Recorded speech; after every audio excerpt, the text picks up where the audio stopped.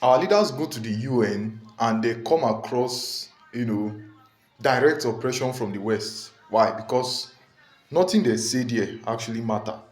You know, they can all the 54 African countries and some other small countries around the world can vote something, but the West, if they don't vote it, then that's it.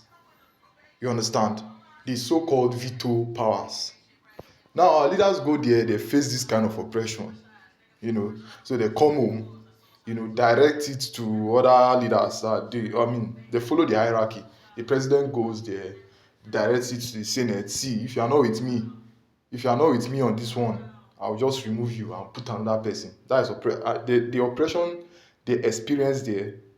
They are now trying to bring it down, channel it down to the next man. You understand?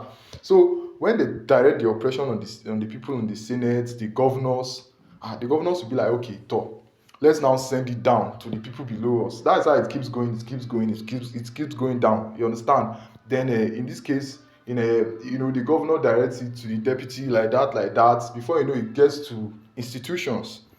Hey, this is the university now. We will be the ones to appoint the VC of this school. Appointing VC these days is a very political thing.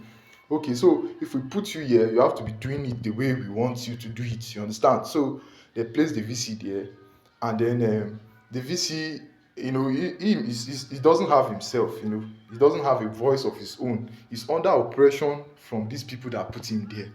So he directs it down to the DVC, the registrar, and everybody, blah, blah, blah, blah, blah, till it gets to the lecturers. Then the lecturers now push their anger down to the students. Can you see that? It started from the top and it came down to the students. Now, within the students, because of the oppression, they start forming groups, cult groups. Before you know, they start directing the oppression to each other, killing each other, fighting each other, and making the whole atmosphere a very oppressive atmosphere. You understand? We are living in a very oppressive atmosphere. Oppression everywhere. That's the language you understand. That's the language you understand. It gets up from the government. The government, they appoint the CMD in the hospital. It directs it down to the CMAC. It gets to the HODs. Before you know, it gets to the doctors. It gets to the head of unit, head of this. Before you know, from the doctor, it gets to the patients. It gets to the patients. You understand? It's an oppressive system. It's an oppressive system. There's no love in this system. It's just all about oppression. And since everybody's eating from the same source, we have to continue in that oppressive ways. You understand? When we're in the universities, none of those staffs were the staffs that were around. None of them were friendly. When you come to them as a student, it's as if something just triggers them, and they are very angry at you. And they are looking for an opportunity to vent their anger on you. It's because their oga at the top there is oppressing them too, and they don't know how to contain the oppression. They have to direct it down to you, who is the student. The remaining one, they go carry and go house, go pour am for their wife or their husband and their children at home, pour am for their head.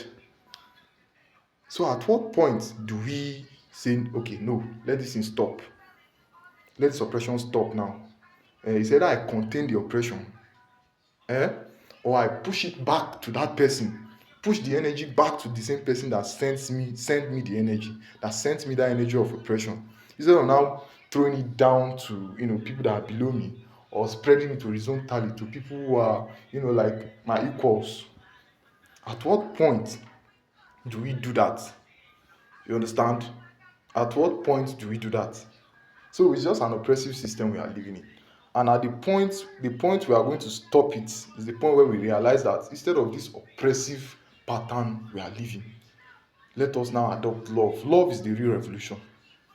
Love is the real revolution. Peace.